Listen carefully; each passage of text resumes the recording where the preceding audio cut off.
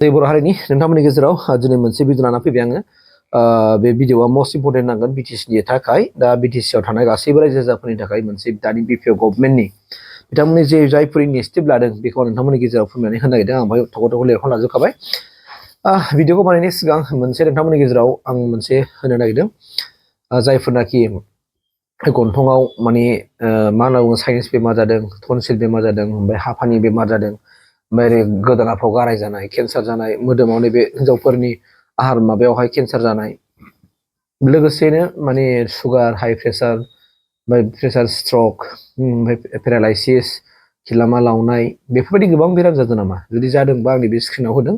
चिराङाव दङ बे उथ्रिसारसे मन्दिर होननाय बेवहाय नोंथांमोना कन्टेक्ट खालामनानै थां बिथाङा दासान्दि बिराद बिजि जानानै दङ ओंखायनो नोंथांमोना कन्टेक्टखौ खालामनानै फुङाव मोनाबा सानसुआव मोनाबा मोनाबिलि समाव 7टा 8टा समाव मोनायाव नोंथांमोना कल खालामना सोंहरबानो जाबाय दासान्दि गोबां मानसि थांगासिनो दंबाय माने हारसा बर'फोर थांगासिनो दं होननानै मिथिनो मोनदों गथिखे नोंथांमोना खनसे कल नाङियाव दुखु दामोन आरो खेबसे खेबनै कल खालामनाय बा मोनाबिलि समाव फुजा फाथाल जोबनाय बा मानसिफोर जोबनाय समाव बिदिनो 7टानि सोआव मोनायाव कल खालामनानै सोङो आरो बेनिफ्राय नोंथांमोना नोंथांनि बेरामखौ फाहामथाय लाबानो जाबाय आरोखि दा फैदो नोंथांमोननि गेजेरावहाय आं गुबै बाथ्रायाव हाबनोसै भिडिअआ जाहैबाय मा आं बे माबाखौ लानाय जादों कि बिपिएफनि गोख्रों दैदेनगिरि कास्टम बसुमतारी बिथांनिफ्राय आं लानाय जादों बिथाङा लिरदों जे बिपिएफ सरकाराव फैनाय लोगो लोगोनो गोबां माखासे बिथांमोना थांखि बिथांखिफोर लानाय जाबाय आरो बेखौ मावफुंसिगोन आरोखि मावफुंनायनि प्रसेसआ दं आरोखि दा मावफुंनो लाबाय आरो बाहायनो फार्स्टआव दं बिथांमोना 50 crore 50 crore होगोन बे 50 crore सोरनि थाखाय जाहैबाय मा सेल्फ हेल्प ग्रुपनि थाखाय सेल्फ हेल्प ग्रुप जाय गावखौ गसंथानो हानाय मोनसे हिन्जावफोरनि ग्रुप गैया होमबा बे ग्रुपफोरनो बिथांमोननि सेल्फ हेल्प ग्रुपफोरनो होनो थाखाय बिथांमोना गासै दा 50 crore जमा खालामना दोनबाय आरोखि दा 50 crore बिथांमोना सेल्फ हेल्प ग्रुपफोरनो माने बिटिसिआव गोलैनाय गोजा आरोना बिथांमोननो सोर बेसेबां होयो सोर बेसेबां मोनो जों उननि समाव जों मिथिबाय थासिगोन खिन्थु 50 crore बिथांमोना खालामबाय आरोखि आरो बिनि उनाव दङ जोंहा मा होनना बुंदों आइबिएसफोरनि थाखाय जायफोर पुर फेमिलि गोरिब न'खरफोरनि थाखाय आइबिएस होनो थाखाय बिथांमोननो गासै बेबो जाहैबाय मा 50 crore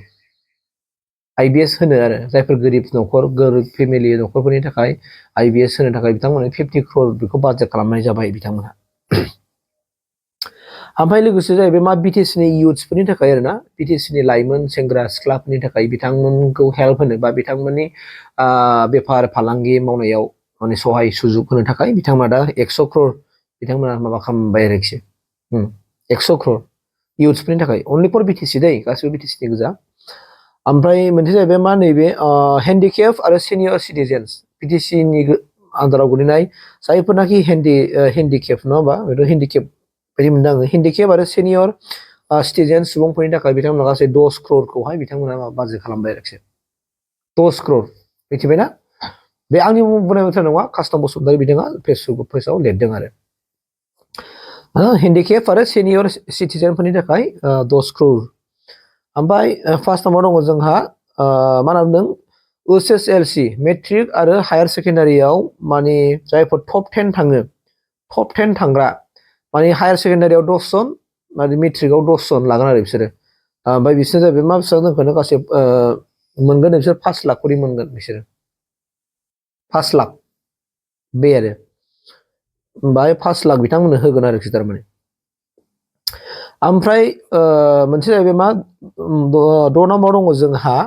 MIL साबजेक्ट टपार जायफोर MIL साबजेक्टआवहाय टपार जागोन बै टपारफोरनो सासेयाव थायोना टपाराथ' बे टपारफोरनो बिथांमोना MIL साबजेक्टआव जायफोर टपार मोनो बिथांमोननो गासै 3 लाख रां होगोन आरो बिथांमोनहा मिथिबाय MIL साबजेक्टआव ओमफ्राय जायफोरनाखि स्टुडेन्टफ्रा जायफोर माने MPhil फरायगासिनो दङ MPhil फरायदों PhD लागासिनो दङ बै PhD लानाय आरो MPhil फरायनाय फरायसाफोरनो थाखाय बिथांमोना फाइनान्सियेल एसिस्टेन्ट होगोन आरो नाथाय बिथांमोना बेसेबां होगोन बिनि खुनु बाहाय लिरनाय गैया आरो एथ' एमाउन्ट होगोननायबो गैया जास्ट बिथांमोना होनदों फाइनान्सियेल एसिस्टेन्ट बिथांमोननो हेल्प खालामगोन बे बुस्थुआवल' लिरनाय दं आरो 8 नाम्बार दङ जोंहा MBA जायफोर MBA खालामबाय दं बा जायफोर मेडिकेलाव फरायसा जायफोर इन्जिनियारिं खालामगासिनो दङ बिथांमोननोबो स्कलारशिप हिसाबै बिथांमोनहा बिटिसि गभर्नमेन्टनिफ्राय होनायनि लामाखौ लाबाय आरोखि जायफोर MBA खालामबाय मेडिकेलनि स्टुडेन्टस बा इन्जिनियारिं स्टुडेन्ट बिथांमोनहा स्कलारशिप मोनसिगोन आरोखि बिटिसि गभर्नमेन्टनिफ्राय अनलि फर बिटिसिनि जानांगोन बिथांमोना जोबथायाव दङ 9 नाम्बार दङ जोंहा जायफोरनाखि UPSC माने ट्राइ खालामगासिनो दङ APSC जायफोर ट्राइ खालामगासिनो दं बा स्टाडि प्रिपारेसन बा एक्सपिरियेन्स फरायसाफोरनि थाखाय बिथांमोना फ्रि कचिं खालामनानै होगोन होननानै दं फ्रि कचिं फुलि फ्रि बाइकखौनो जेबो होनाय नङा खोमा दा जायफोरनाखि APSC नि थाखाय प्रिपारेसन जागासिनो दङ बा UPSC खालामनो थाखाय प्रिपारेसन जागासिनो दं खालामगासिनो दं नोंथांमोना थाबैनो जगाजग BTC गभर्नमेन्टनि जगाजग लाबानो जाबाय नोंथांमोननि थाखाय फ्रि कचिंनि थाखाय सुजुग आरो सुबिदाखौ खालामनानै होदों अनलि फर BTC नि जानांगोन बिथांमोना BTC नि बायजोना जानो मोननाय नङा आरोखि दा बेखिनि आपडेट आरो बेखौ फेसबुकआवहाय कास्टम बसुमतारिया गावनि पेजआवहाय लिरनानै होनाय जादों आरोखि दा बेखौनो आङो नैबाय आं नट्स खालामना लानाय जादों दा बाथ्राया जाहैबाय मा बेबायदि सुजुग आरो सुबिदा होयोब्ला मोजांनि बाथ्रा नाथाय आं बेखौ मिथियाखै already 50 crore 50 crore 100 crore 10 crore नङा होमबा बेफोरबायदि मोनसे खालामदों बेयो बोसोरखिया ना 5 बोसोराव आं बेखौ मोनथिनो मोनाखै आरो बिथाङा बाव माने स्पष्ट भाबै लिराखै हयथ' जानो हागौ बोसोराव 50 crore जानो हागौ खोमा नङाबाथ' 5 बोसोराव 50 crore ल'बा बोरै जानो बेथ' जाथावनाय नङा बे आरो बाथ्राया दा बे BPF गभर्नमेन्टनि मोनसे मावनो लानाय गेदेर मोनसे इनिशिएटिभ आरो बियो बिथांमोना बेखौ मावफुंबाय आरो जाजेनबाय होननानै बिथांमोना फोरमायदों आरो बेजों लोगोसे मोनसे आपडेटआ जाहैबाय मा BTC आरो BKSC बड' कसारि वेलफेयार अट'नमास काउन्सिलनि जेनेखि गाहाय खुंगिरि मिहिस्वर बसुमतारिमोन नामा बिथां आरो हारामावलारि सार बिथांमोना सानैजों आसामनि चिफ मिनिस्टारखौ लोगो हमदों आरो लोगो हमनानै बिथांमोना प्रप'जाल होदों जे दिनैसिमबो BKSC आव मा गामिफ्रा गोलैयो बिथांमोना दिनैसिमबो आरो जायफोर सनितपुर बिश्वनाथ गोबां ओनसोलाव माने बर'फोर दङ बिथांमोनखौ थाबनो नटिफाइ खालामनानै BKSC आव जेन' सोसननानै होयो बेनि थाखाय बिथांमोना सावरायदों आरो लोगोसे जायफोर ओनसोलफ्राव जेरै कार्बि आंलंखौ लाफानानै जोंनि बर'फ्रा हिल स्ट्राइप मोनाखै बा हिल एबा ST हिसाबै जों स्टिल ट्राइब हिसाबै जों रिकगनाइज मोनाखै बेखौ थाबैनो रिकगनाइज खालामनो थाखाय बिथांमोना खावलायदों आरो बिभिन्न माखासे जोंनि बर'फोरनि जायफोरनाखि जेंनाफोर दं भेन्सार स्कुलफोर दङ भेन्सार स्कुलफोरखौ प्रभिन्सियेलाइज खालामनायनि बाथ्रा दा बै गोबां माखासे बाथ्राफोरखौ लानानै BKSC नि गाहाय खुंगिरि आरो BTC नि गाहाय खुंगिरि बिथांमोना थांनानै हेमन्त बिश्व शर्मा सारखौ लोगो हमदों मानोना दा गोजां बोथोरनि जथुमा जागासिनो दङ मैयानिफ्राय जाबाय दा बे हिसाबै बिथांमोनहा बाहाय डिसकासन खालामहैदों होननानै जों खौरां मोनबाय थादों मिजिंथिदों बिथांमोनहा जायखि सकाराव फैयाथों मानो माब्लाबाबो जेन' एरियानि